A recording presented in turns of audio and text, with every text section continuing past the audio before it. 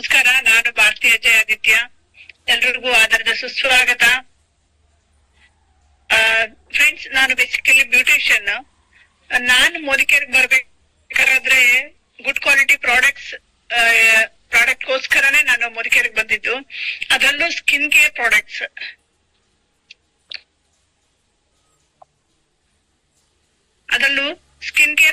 ನನ್ಗೆ ತುಂಬಾ ಇಷ್ಟ ಆಗಿದ್ದು. ಯಾಕೆಂದ್ರೆ ಆರ್ಚ್ ಕೆಮಿಕಲ್ಸ್ ಇಲ್ಲ, ಮತ್ತೆ ನನ್ಗೆ ಇದು ಇಂಡಿಯನ್ ಸ್ಕಿನ್ ಗೆ ಟೆಸ್ಟೆಡ್ ಆಗಿರುವಂತದ್ದು, ಜೊತೆಗೆ ಪ್ಯಾರಾಬಿನ್ ಫ್ರೀ. ಈ ಪ್ರಾಡಕ್ಟ್ಸ್ ನನ್ಗೆ ಈ ತರದ್ದು ತುಂಬಾ ಇಷ್ಟ ಆಗಿ ನಾನು ಮೋದಿಕೇರ್ಗೆ ನಾನು ಜಾಯ್ನ್ ಆಗಿ ಬಂದೆ. ಸೊ ಇಲ್ಲಿ ಬಂದು ನಾನು ರೆಗ್ಯುಲರ್ ಆಗಿ ಪ್ರಾಡಕ್ಟ್ ಯೂಸ್ ಮಾಡ್ತಾ ಹೋದಂಗೆನೆ ನನ್ಗೆ ಒಂದು ಫ್ರೀ ಫಾರಿನ್ ಟ್ರಿಪ್ ಕೂಡ ಸಿಕ್ತು, ಥೈಲ್ಯಾಂಡ್. ನೆಕ್ಸ್ಟ್ ಬಂದು ನನಗೆ ದಸ್ಕಾ ದಮ್, ನೆನೆ ತಾನೆ ಮಾತಾಡಿದ್ವಿ. ದಸ್ಕಾ ದಮ್ 10ನೇ ತಾರೀಕು ಒಳಗಡೆ, ತಿಂಗಳ ಮೊದಲನೇ ದಿನದಿಂದ 1ನೇ ತಾರೀಕು ಒಳಗಡೆ ನಮ್ದು 50 PV ಆದ್ರೆ, ಸಿಂಗಲ್ ಒಂದು ಇದರಲ್ಲಿ 50 PV ಆದ್ರೆ ನಮ್ದು ಒಂದು ದಸ್ಕಾ ದಮ್ಗೆ ಕ್ವಾಲಿಫೈ ಆಗ್ತೀವಿ ಅಲ್ವಾ. 1 ಟಿಕೆಟ್ ಬರುತ್ತೆ.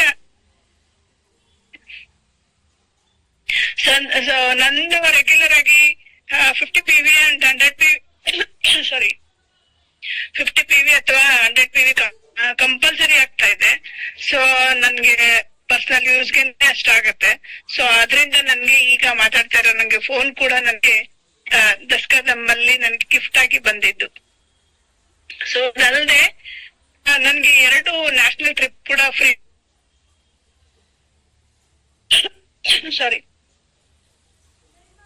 Thank you Modi. ಫ್ರೆಂಡ್ಸ್, ನಾವಿವತ್ತು ಈ ದಿನ ನಾವು ಸ್ಕಿನ್ ಕೇರ್ ಬಗ್ಗೆ ಮಾತಾಡ್ತಾ ಇದ್ದೀವಿ. ಸ್ಕಿನ್ ಕೇರ್ ಬಗ್ಗೆ ತಿಳ್ಕೊಳಕ್ಕೆ ನಾವು ಬಂದಿದೀವಿ. ಸೊ ನಾವು ಸ್ಕಿನ್ ಕೇರ್ ಬಗ್ಗೆ ಮಾತಾಡೋದಾಗ ನಮ್ಗೆ ಏನು ಅಂದ್ರೆ ಮೇನ್ ಆಗಿ ನಮ್ಮ ಆರ್ಗನ್ಸ್ ಬಂದು ಸೆಪರೇಟ್ ಆಗಿ ಮಾಡಿ ನಮ್ದು ಮೇನ್ ಆಗಿ ನಮ್ಮ ಬಾಡಿನಲ್ಲಿ ದೊಡ್ಡ ಆರ್ಗನ್ ಅಂದ್ರೆ ಬಾಡಿನಲ್ಲಿ ಒಂದು ತುಂಬಾ ಲಾರ್ಜ್ ಆರ್ಗನ್ ಅಂದ್ರೆ ಸ್ಕಿನ್ ಅಲ್ವಾ. ಸ್ಕಿನ್ ಇದು ನಮ್ಮ ಬಾಡಿನಲ್ಲಿರೋ ಎಲ್ಲಾ ಆರ್ಗನ್ ನ ಒಂದು ಕವಚದ ರೀತಿನಲ್ಲಿ ಕಾಪಾಡ್ತಾ ಇದೆ. ಸೊ ಹಂಗಾಗಿ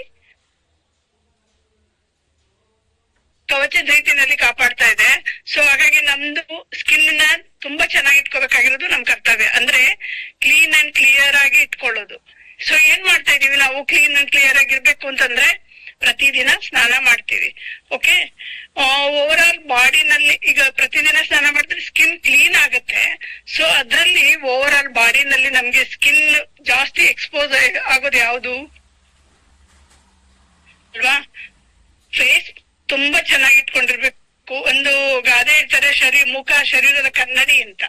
ಅಂದ್ರೆ ನಾವೆಷ್ಟು ಹೆಲ್ದಿ ಆಗಿದ್ದೀವಿ ಅನ್ನೋದನ್ನ ತೋರ್ಸೋದು ನಮ್ಮ ಮುಖ ಅಂತ. ಸೊ ಆರೋಗ್ಯದ ಯಾರಾದ್ರೂ ನೋಡಿದವರು ದೊಡ್ಡವ್ರು ಹೇಳ್ತಿದ್ರು ಮುಂಚೆ ಎಲ್ಲ, ನಿಮ್ ಮುಖ ನೋಡಿದ್ರೆ ಗೊತ್ತಾಗುತ್ತೆ ನೀವು ಹೇಗಿದ್ದೀರಾ ಅಂತ.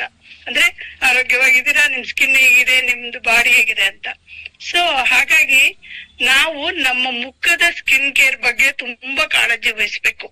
ಯಾಕೆಂದ್ರೆ ಪ್ರತಿದಿನ ನಾವು ಈಗ ಬ್ಯೂಟಿಷಿಯನ್ ರೀತಿನಲ್ಲಿ ಹೇಳ್ಬೇಕು ಅಂದ್ರೆ CTTMP ಕಂಪಲ್ಸರಿ ನಾವು ಮಾಡ್ಲೇಬೇಕು ಅಲ್ವಾ.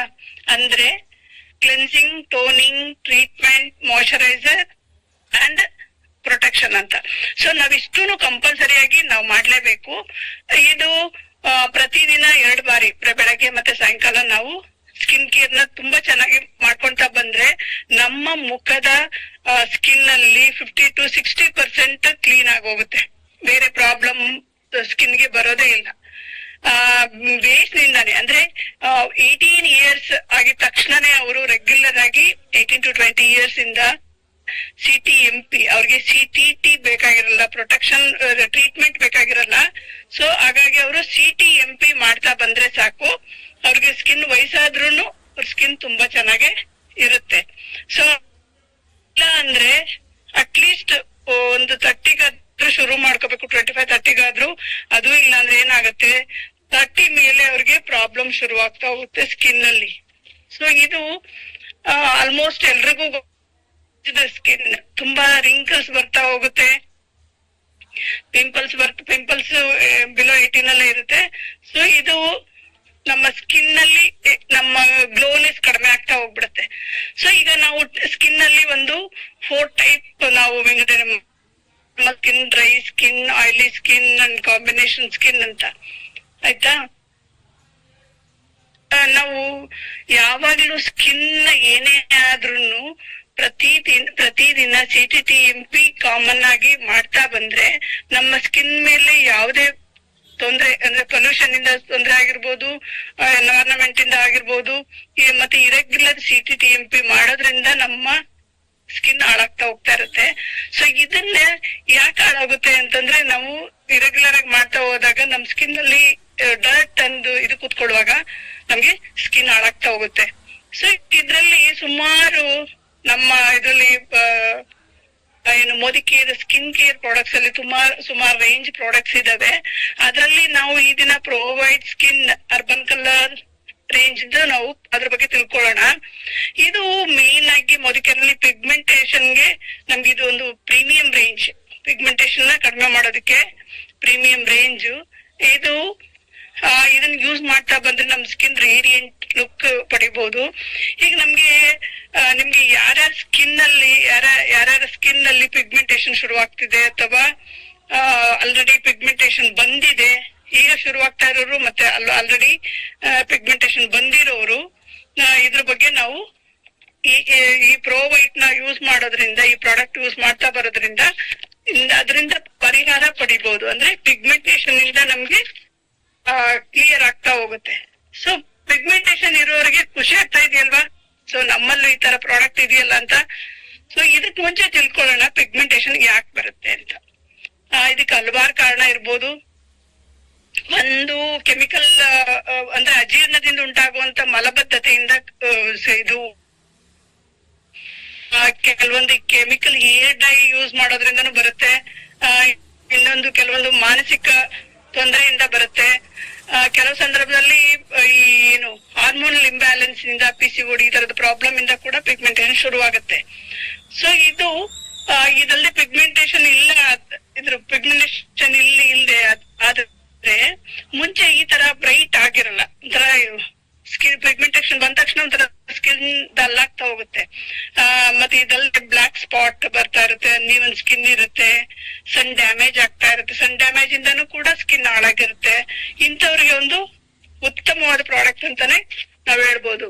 ಇದನ್ನ ಸರಿಯಾದ ರೀತಿನಲ್ಲಿ ಸ್ಕಿನ್ ಕೇರ್ ರೆಜಿಮ್ ಅಂದ್ರೆ ನಾನು ಆಗ್ಲೇ ಹೇಳಿದ್ನಲ್ಲ, CTTMP cleansing, toning, treatment, moisturiser and protection ಇದ್ ಮಾಡ್ತಾ ಬಂದ್ರೆ ನಮ್ಗೆ ಒಂದು ನ್ಯಾಚುರಲ್ ಸ್ಕಿನ್ ಬರ್ತಾ ಹೋಗುತ್ತೆ. ಸೊ ಇದು ನಾವು ಏನ್ ಮಾಡ್ತೀವಿ, ರೆಗ್ಯುಲರ್ ಆಗಿ ಸರಿಯಾಗಿ ಮಾಡ್ಕೊಳಲ್ಲ. ಇದು ಯಾಕೆ ಕಂಪಲ್ಸರಿಯಾಗಿ ನಮ್ಗೆ ಎಷ್ಟೇ ಸುಸ್ತಾಗಿದ್ರು ಮತ್ತೆ ಏನ್ ಮೂಡ್ ಸರಿಗಿಲ್ಲ ಅಂದ್ರೂ, ಇಲ್ಲ ಮನೆಯಲ್ಲೇ ಇರ್ತೀವಿ, ನಮ್ಗೆ ಯಾಕೆ ಇದು ಕ್ಲೀನ್ ಪರವಾಗಿಲ್ಲ ಅನ್ನೋದು ಅಂತ ನಾವು ಇದು ಮಾಡಬಾರ್ದು. ಕಂಪಲ್ಸರಿಯಾಗಿ ನಾವು ಸ್ಕಿನ್ ಕೇರ್ ರೆಜಿಮ್ ಮಾಡ್ತಾನೆ ಬರಬೇಕು, ಪ್ರತಿದಿನ ಬೆಳಗ್ಗೆ ಮತ್ತೆ ಸಾಯಂಕಾಲ. ಇದು ಈ ತರ ಮಾಡ್ತಾ ಬಂದಾಗ ನಮ್ ಸ್ಕಿನ್ ಆಟೋಮೆಟಿಕ್ ಆಗಿ ಪ್ರೊಟೆಕ್ಷನ್ ಸಿಗುತ್ತೆ, ರೇಡಿಯಂಟ್ ಲುಕ್ ಕೂಡ ಇರುತ್ತೆ. ಇದನ್ನ ಸರಿಯಾಗಿ ಮಾಡ್ಲಿಲ್ಲ ಅಂದಾಗ ಮಾತ್ರ ನಮ್ಮ ಸ್ಕಿನ್ ನಲ್ಲಿ ಮೆಲಾನಿನ್ ಪಿಗ್ಮೆಂಟ್ ಜಾಸ್ತಿ ಉತ್ಪತ್ತಿ ಆಗ್ತಾ ಹೋಗುತ್ತೆ. ಇದು ಪಿಗ್ಮೆಂಟೇಶನ್ ಶುರುವಾಗ್ತಾ ಹೋಗುತ್ತೆ ಅಂತ ಒಂದು ಎದುರೋದು ಬೇಡ. ನಮ್ಮ ಮೋದಿ ಕೇರ್ ನಲ್ಲಿ ಇರುವಂತ ಪ್ರಾಡಕ್ಟ್ಸ್ ನಿಂದ ಡೈಲಿ ರೆಜಿಮ್ ಇಂದ ಮತ್ತು ಪ್ರೋವೈಟ್ ಪ್ರಾಡಕ್ಟ್ಸ್ ಇಂದ ನಾವು ಕ್ರಮೇಣ ಇದನ್ನ ಕಡಿಮೆ ಮಾಡ್ತಾ ಹೋಗ್ಬೋದು. ಕ್ಲೀನ್ ಅಂಡ್ ಕ್ಲಿಯರ್ ಸ್ಕಿನ್ ಕೂಡ ನಾವು ಪಡ್ಕೊಂತಾ ಹೋಗ್ಬೋದು. ಈ ತರ ತೊಂದರೆ ಇರೋರು, ಆಲ್ರೆಡಿ ಪಿಗ್ಮೆಂಟೇಶನ್ ಬರ್ತಾ ಇದೆ, ಬ್ಲಾಕ್ ಸ್ಪಾಟ್ಸ್ ಬರ್ತಾ ಇದೆ, ಮತ್ತೆ ಅನ್ಈವನ್ ಸ್ಕಿನ್ ಇದೆ, ಸನ್ನಿಂದ ತುಂಬಾ ಡ್ಯಾಮೇಜ್ ಆಗಿದೆ ಅನ್ನೋರು, ಯಾವುದೇ ಸ್ಕಿನ್ ಪ್ರಾಬ್ಲಮ್ ಬಂದಿದೆ ಅನ್ನೋರು ಈ ತರ ನಮ್ಮ ಪ್ರೊವೈಡ್ ಪ್ರಾಡಕ್ಟ್ ನ ಯೂಸ್ ಮಾಡ್ಬೋದು.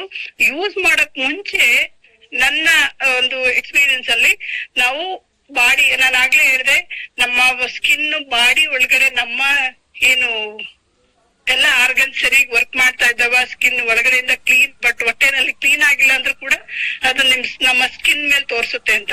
ಅದಕ್ಕೋಸ್ಕರ ಫಸ್ಟ್ ನಾವು ಡಿಟಾಕ್ಸ್ ಒಂದು 3 months ಡಿಟಾಕ್ಸಿಫಿಕೇಶನ್ ಮಾಡ್ಕೊಂಡು ನಾವು ಸ್ಕಿನ್ ಕೇರ್ ಪ್ರಾಡಕ್ಟ್ ನ ಯೂಸ್ ಮಾಡ್ತಾ ಬಂದ್ರೆ ಖಂಡಿತ ನಮ್ಗೆ ಬೇಗ ರಿಸಲ್ಟ್ ಸಿಗತ್ತೆ.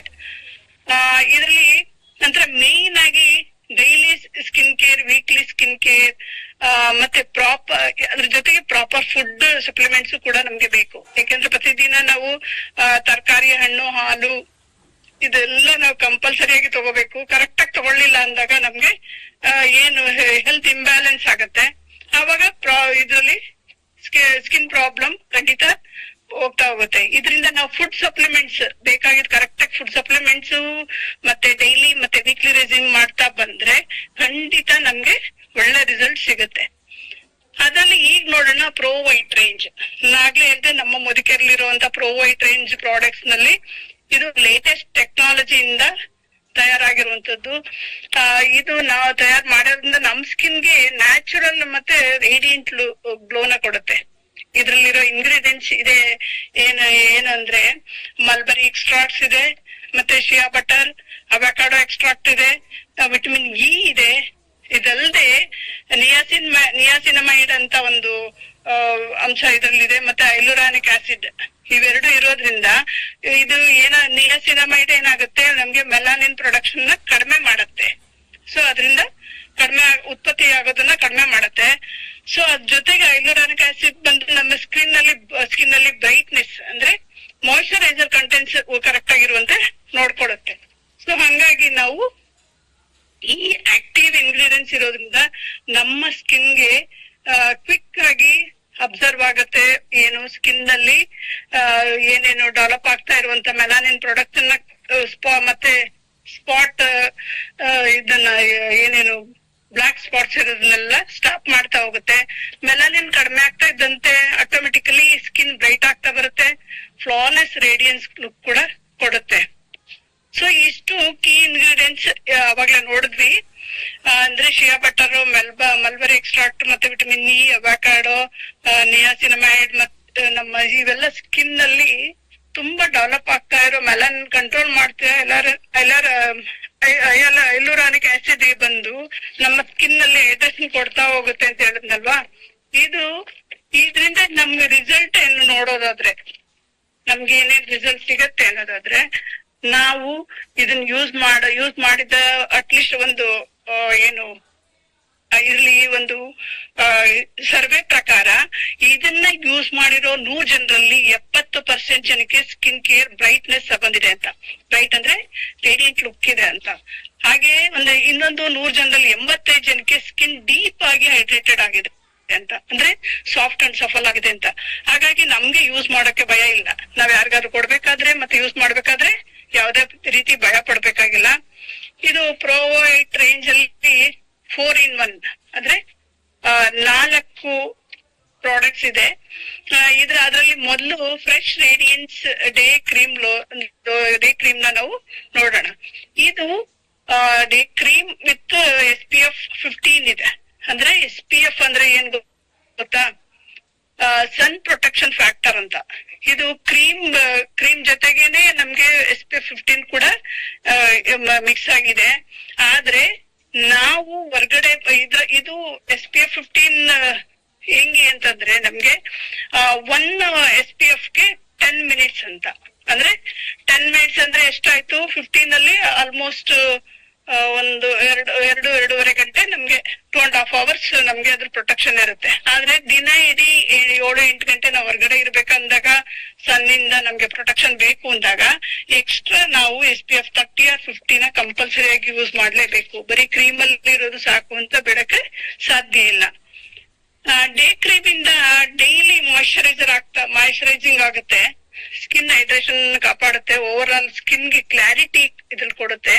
ಇದು ಕ್ರೀಮ್ ಬೇಸ್ ಇರೋದ್ರಿಂದ ಇದು ನಾರ್ಮಲ್ ಟು ಡ್ರೈ ಸ್ಕಿನ್ ಅವ್ರಿಗೆ, ಅಂದ್ರೆ ಇದು ಯಾರ್ಯಾರೆಲ್ಲ ಯೂಸ್ ಮಾಡ್ಬೋದು ಅಂತಂದ್ರೆ ನಾರ್ಮಲ್ ಟು ಡ್ರೈ ಸ್ಕಿನ್ ಮಾಡ್ಬೋದು. ನಾವು ಬೇರೆಯವ್ರಿಗೂ ಇದನ್ನ ರೆಕಮೆಂಡ್ ಮಾಡ್ಬೋದು.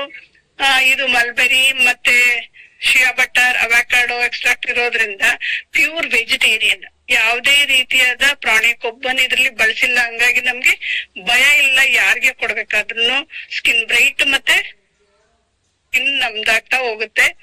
ಯಾರಿಗೆ ಬೇಕಾದ್ರೂ ಇದನ್ನ ಉಪಯೋಗಕ್ಕೆ ನಾವು ಕೊಡ್ಬೋದು. ಈ ರೇಸ್ ನಿಂದ ಕೂಡ ಸಣ್ಣ ಡ್ಯಾಮೇಜ್ ಕೂಡ ಆಗೋದಿಲ್ಲ.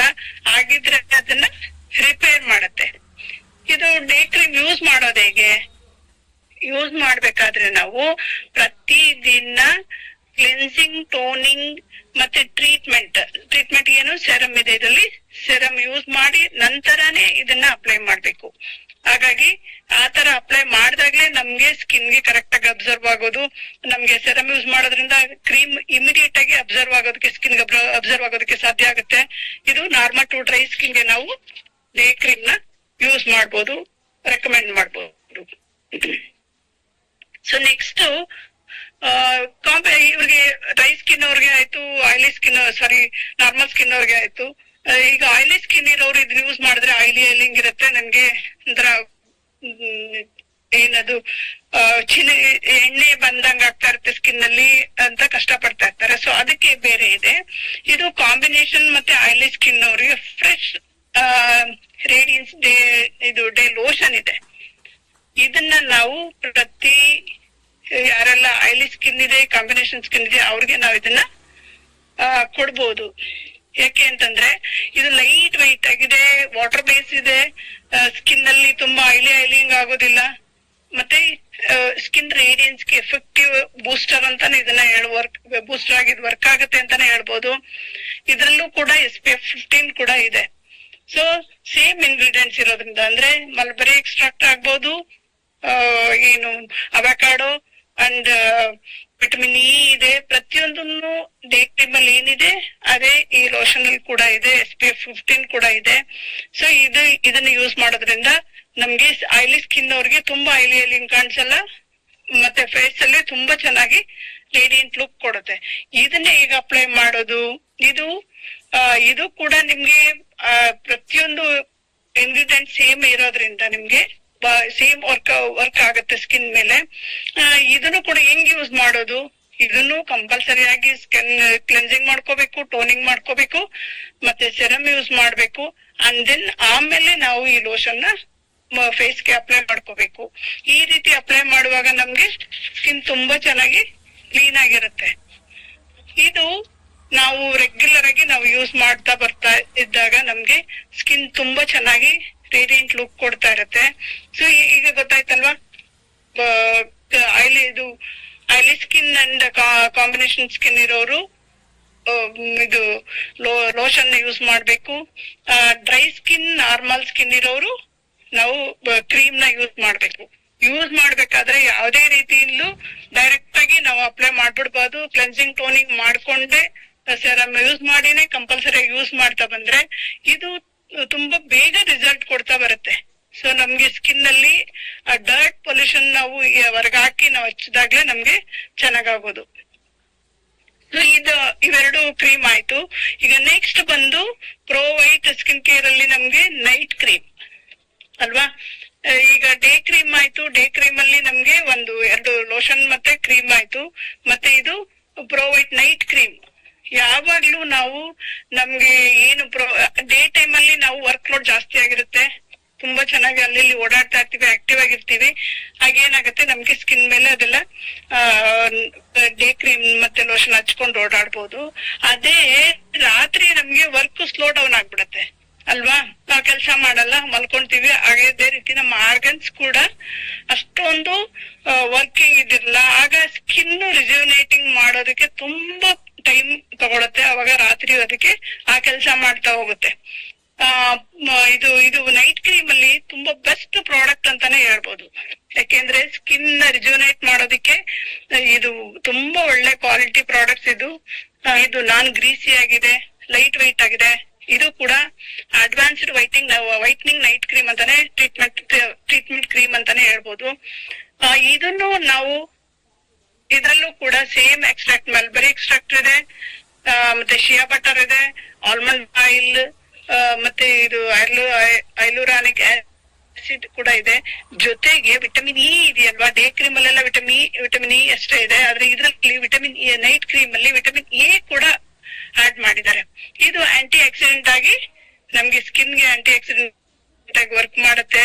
ಏನೇ ಪೊಲ್ಯೂಷನ್ ಏನೇ ತೊಂದರೆ ಆಗದೆ ಇರೋ ರೀತಿನಲ್ಲಿ ಕಾಪಾಡ್ಕೊಂತ ಬರುತ್ತೆ, ಸ್ಕಿನ್ ಹೈಡ್ರೇಟ್ ನ ಕಾಪಾಡತ್ತೆ, ಅದ್ರ ಜೊತೆಗೆ ಫೇರ್ ಅಂಡ್ ಸಫಲ್ ಅಂದ್ರೆ ಫೇರ್ ಗ್ಲೋ ಸ್ಕಿನ್ ಅನ್ನ ಕೊಡುತ್ತೆ. ನೀವು ರಾತ್ರಿ ಹಚ್ಚಿ ಬೆಳಗ್ಗೆ ಒಂದ್ 2-3 ದಿವಸ ಆದ್ಮೇಲೆ ನಿಮ್ಗೆ ಹಿಂದೆ ಹಚ್ಚದೇ ಇರುವಾಗ ಸ್ಕಿನ್ಗುನು ಹಚ್ಚಿದ ಮೇಲೆ ಸ್ಕಿನ್ ಹೆಂಗಿರುತ್ತೆ ಅಂತ ನಿಮ್ಗೆ ಹಚ್ಕೊಂಡ್ ನೋಡಿದ್ರೆ ಗೊತ್ತಾಗುತ್ತೆ. ಇದು ಪ್ರತಿಯೊಬ್ರು ಕಂಪಲ್ಸರಿಯಾಗಿ ಡೇ ಕ್ರೀಮ್ ಯಾರು ಯೂಸ್ ಮಾಡ್ತೀವಿ, ನೈಟ್ ಕ್ರೀಮ್ ಕಂಪಲ್ಸರಿ ಯೂಸ್ ಮಾಡಿದ್ರೆ ನಮ್ಗೆ ಸ್ಕಿನ್ ಮೇಲಿರೋ ಮೆಲನಿನ್ ಪಿಗ್ಮೆಂಟೇಶನ್ ಹೋಗೋದಕ್ಕೆ ಸಾಧ್ಯ ಆಗುತ್ತೆ. ಸೊ ಇದು ಒಂದು ಬೆಸ್ಟ್ ಪ್ರಾಡಕ್ಟ್ ಅಂತಾನೆ ಹೇಳ್ಬೋದು. ಇದು ನಾನ್ ಗ್ರೀಸಿ ಇಲ್ಲ, ಲೈಟ್ ವೈಟ್ ಕೂಡ ಆಗ್ಲೇ ಹೇಳಿದೆ ನಾನು. ಹಚ್ಚಿದಾಗ ತುಂಬಾ ಹಚ್ಚದಂಗ್ ಕಾಣಿಸಲ್ಲ. ಇದು ಸ್ವಲ್ಪ ತಿಕ್ ಆಗಿರುತ್ತೆ. ನೈಟ್ ಅಲ್ಲಿ ಹಚ್ಚುವಾಗ ನಮ್ಗೆ ಸ್ಕಿನ್ ಮೇಲೆ ಒಂದ್ ಲೇಯರ್ ಬರೋ ಹಂಗಿರುತ್ತೆ. ಆದ್ರೆ ಬ್ಲೆಂಡ್ ಮಾಡಿದಾಗ ತುಂಬಾ ಕ್ಲೀನ್ ಆಗುತ್ತೆ. ಆದ್ರೆ ರಾತ್ರಿ ಹೊತ್ತು ಕೂಡ ನಾವು ನೈಟ್ ಕ್ರೀಮ್ ಹಚ್ಬೇಕಾದ್ರೆ ಪ್ರತಿ ದಿನ ಕ್ಲೆನ್ಸಿಂಗ್, ಟೋನಿಂಗ್ ಮತ್ತೆ ಸೆರಮ್ ಯೂಸ್ ಮಾಡಿನೇ ನಾವು ನೈಟ್ ಕ್ರೀಮ್ ನ ಅಪ್ಲೈ ಮಾಡ್ಬೇಕಾಗತ್ತೆ. ಎಲ್ಲಾ ಇದು ಈಗ ಡೇ ಕ್ರೀಮ್ ಅಲ್ಲಿ ಆಯಿಲಿ ಸ್ಕಿನ್ ಅವ್ರಿಗೆ ಲೋಷನ್ ಇದೆ, ಮತ್ತೆ ಡ್ರೈ ಸ್ಕಿನ್ ಅವ್ರಿಗೆ ಕ್ರೀಮ್ ಬೇಸ್ ಇತ್ತಲ್ವಾ. ಆದ್ರೆ ಇದು ಎಲ್ಲಾ ಸ್ಕಿನ್ ಟೈಪ್ ಅವ್ರಿಗೆ, ಡ್ರೈ ಸ್ಕಿನ್ ಆಗ್ಬೋದು ಅಥವಾ ಆಯಿಲಿ ಸ್ಕಿನ್ ಆಗ್ಬೋದು, ಎಲ್ಲಾ ಸ್ಕಿನ್ ಟೈಪ್ ಅವ್ರಿಗೂ ಕೂಡ ನೈಟ್ ಕ್ರೀಮ್ ಅಪ್ಲೈ ಮಾಡ್ಕೋಬಹುದು. ಯಾವುದೇ ರೀತಿ ತೊಂದರೆ ಬರೋದಿಲ್ಲ. ಇದರಲ್ಲಿ ವಿಟಮಿನ್ ಎ ಇರೋದ್ರಿಂದ ನಮ್ಗೆ ಸ್ಕಿನ್ ತುಂಬಾ ರಿಜುನೇಟ್ ಆಗೋದಕ್ಕೆ ಅವಕಾಶ ಮಾಡ್ಕೊಡತ್ತೆ.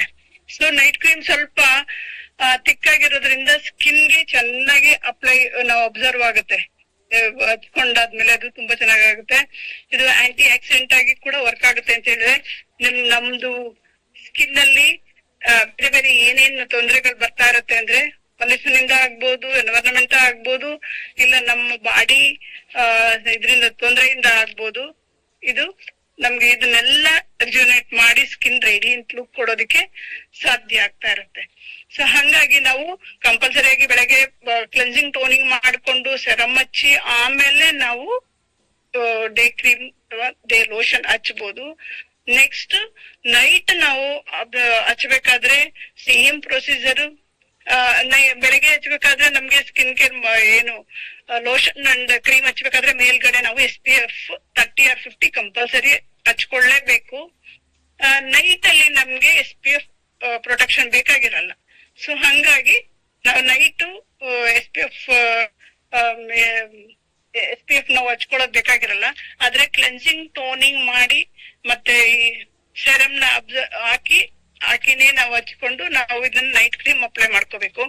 ಇದೇನಾಗುತ್ತೆ, ಸೆರಮ್ ಹಾಕೋದ್ರಿಂದ ಇಮಿಡಿಯೇಟ್ ಬೇರೆ ಮೇಲ್ಗಡೆ ನಾವು ಕ್ರೀಮ್ ಹಚ್ಚಿದ ತಕ್ಷಣ, ನೈಟ್ ಕ್ರೀಮ್ ಹಚ್ಚಿದ ತಕ್ಷಣ ತುಂಬಾ ಬೇಗ ಸ್ಕಿನ್ಗೆ ಅಬ್ಸರ್ವ್ ಆಗುತ್ತೆ.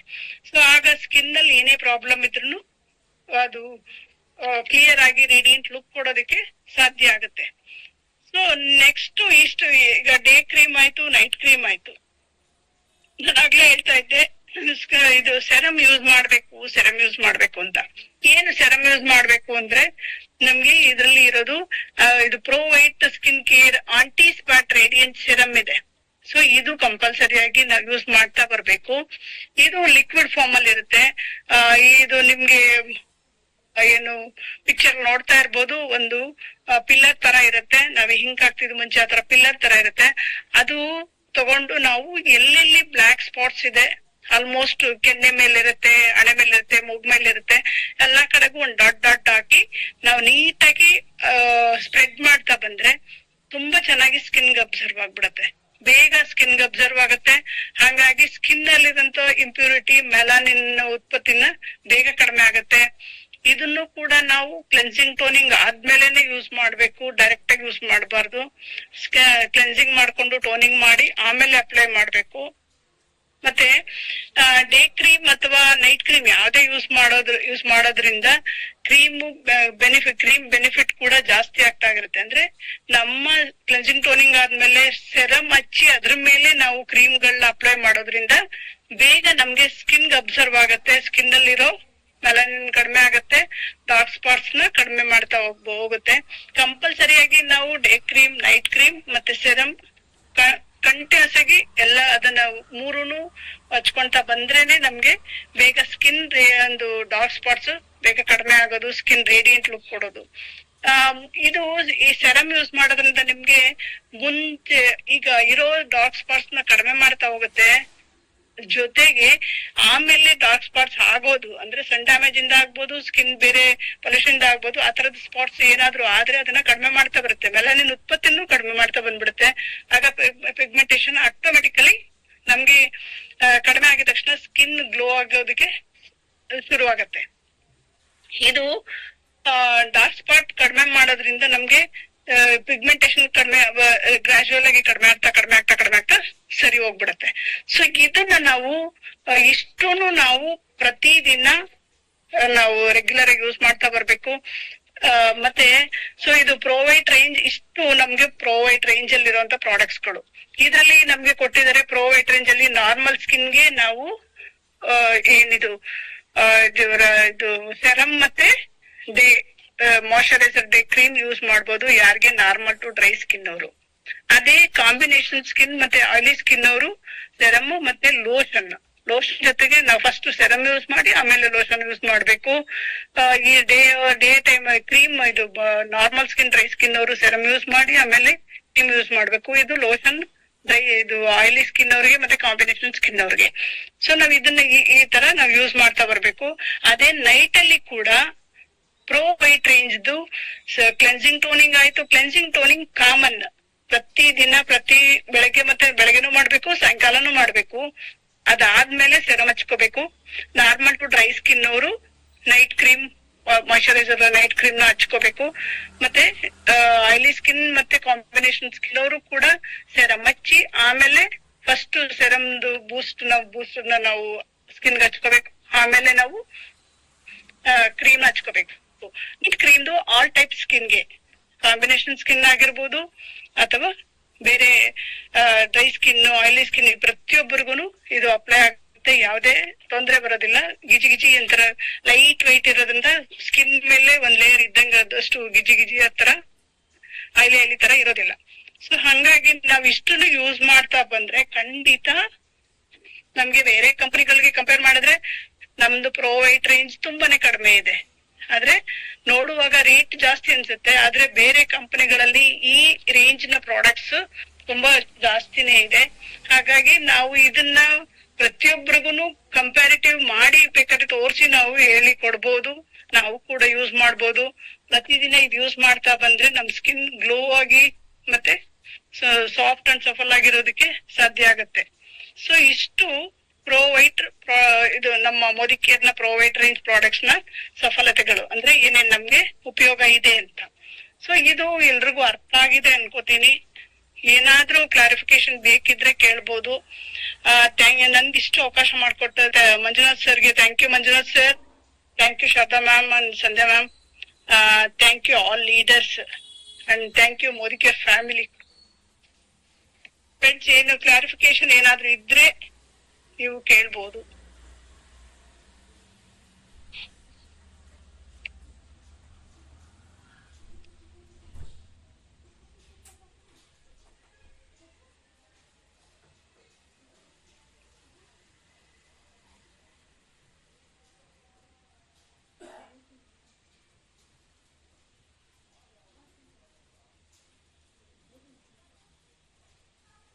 Thank you ma'am.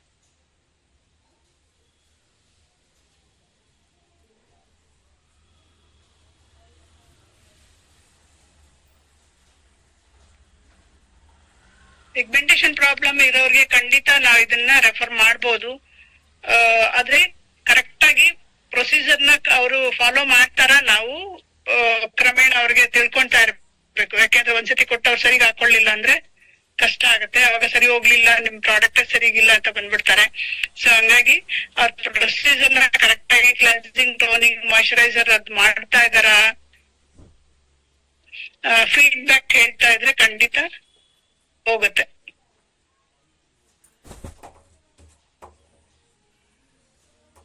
Serum use ಮಾಡ್ಬೇಕಂದ್ರೆ ನೀವು ನಾನು ಆಗ್ಲೇ ಹೇಳಿದೆ ಕ್ಲೆನ್ಸಿಂಗ್ ಟೋನಿಂಗ್ ಕಂಪಲ್ಸರಿ ಕ್ಲೆನ್ಸ್ ಮತ್ತೆ ಟೋನಿಂಗ್ ಮಾಡ್ಲೇಬೇಕು. ಆಮೇಲೆ ಸೆರಮ್ ನ ಅದು ನೀವು ನೋಡಿದ್ರೆ ಬಾಟ್ಲಲ್ಲಿ ಈ ತರ ಪಿಲ್ಲರ್ ಇರುತ್ತಲ್ಲ, ಪಿಲ್ಲರ್ ತಗೊಂಡು ನಮ್ಗೆ ಎಲ್ಲಿ ಪಿಗ್ಮೆಂಟೇಶನ್ ಆಲ್ಮೋಸ್ಟ್ ಕೆನ್ನೆ ಮೇಲೆ ಇರುತ್ತೆ, ಮೂಗ್ ಮೇಲೆ ಇರುತ್ತೆ, ಹಣೆ ಮೇಲೆ ಇರುತ್ತೆ, ಅಲ್ಲಿ ಡ್ರಾಪ್ ತರ ಹಾಕ್ಬಿಟ್ಟು ನೀಟಾಗಿ ಲೈಟ್ ಆಗಿ ಮಸಾಜ್ ಮಾಡ್ಬೇಕು. ಲೈಟ್ ಆಗಿ ಸ್ಕಿನ್ ಅಬ್ಸರ್ವ್ ಮಾಡೋಂಗೆ ಮಾಡ್ಕೋಬೇಕು.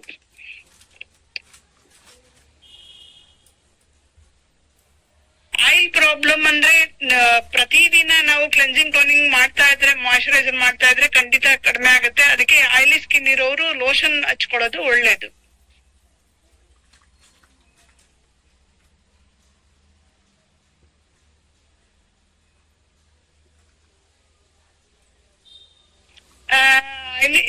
ನಿಮ್ಗೆ ಆಯಿಲಿ ಸ್ಕಿನ್ ಅವ್ರಿಗೆ, ನಾರ್ಮಲ್ ಸ್ಕಿನ್ ಅವ್ರಿಗೆ ಬೇರೆ ಬೇರೆ ತುಂಬಾ ಏನು ಫೇಸ್ ವಾಶ್ ನಮ್ಮ ಮೊದಿಕೆರ್ಲಿದೆ. ಅದ್ರಲ್ಲೂ ತುಂಬಾ ಚೆನ್ನಾಗಿ ಎಲ್ಲಾ ಸ್ಕಿನ್ ಟೈಪ್ ಅವ್ರಿಗೂ ಅಪ್ಲೈ ಮಾಡ್ಕೋಬಹುದು ಅಂತಂದ್ರೆ ನಮ್ದು ಮೊರಕನ್ ಆರ್ಗನ್ ಆಯಿಲ್ ಕ್ಲೆನ್ಸರ್. ಇದು ಎಲ್ಲಾ ಸ್ಕಿನ್ ಅವ್ರಿಗೂ, ಆಲ್ ಟೈಪ್ ಸ್ಕಿನ್ಗೆ ಯೂಸ್ ಆಗುತ್ತೆ. ಯೂಸ್ ಮಾಡಿ.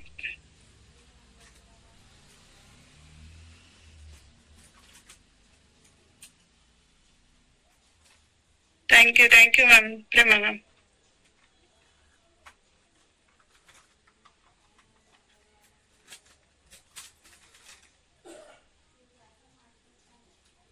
ಆಯಿಲಿ ಸ್ಕಿನ್ ಅವರು ಇದ್ರಲ್ಲಿ ಪ್ರೋ ವೈಟ್ ರೇಂಜ್ ಅಲ್ಲಿ ನಮ್ದು ಏನು ಡೇ ಲೋಷನ್ ಅಂತ ಹೇಳದ್ನಲ್ವಾ, ಡೇ ಟೈಮ್ ಅಲ್ಲಿ ಲೋಷನ್ ಯೂಸ್ ಮಾಡಿ, ನೈಟ್ ಅಲ್ಲಿ ಸೇಮ್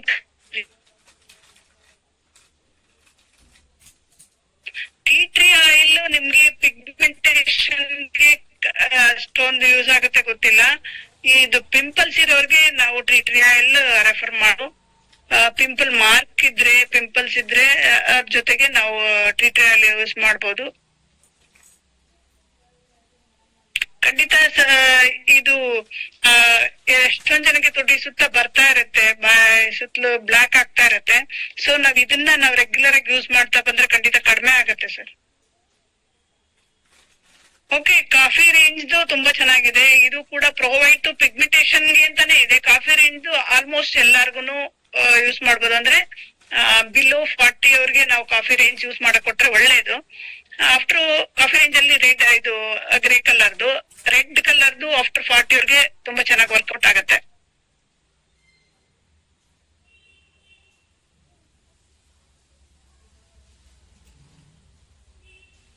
ಆರಿಜಿನ್ ಕ್ರೀಮ್ ಅಂದ್ರೆ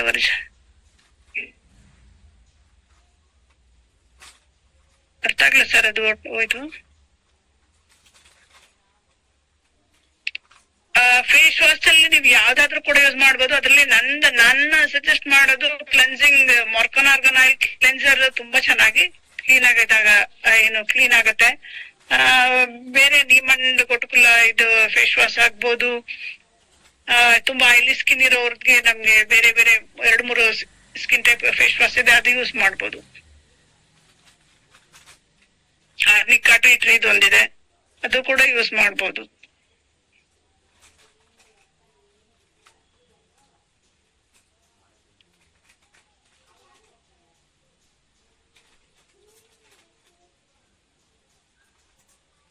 ಥ್ಯಾಂಕ್ ಯು ಮ್ಯಾಮ್.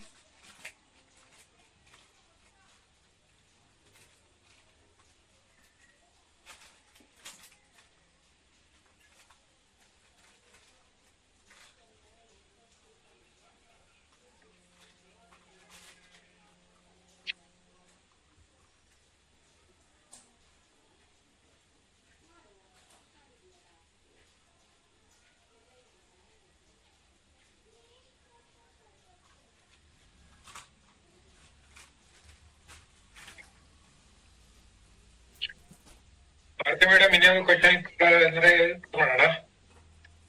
ಸರ್, ಇನ್ನೊಂದು ಕ್ವಶನ್ ಇಲ್ಲ, ಕ್ಲೋಸ್ ಮಾಡೋಣ. Okay, thank you sir. Thank you madam, thank you very much. Thank you sir, ನನ್ಗೆ ಅವಕಾಶ ಮಾಡ್ಕೊಟ್ಟಿದ್ದಕ್ಕೆ. Thank you. ಗುಡ್ ನೈಟ್ ಎಲ್ಲರಿಗೂ.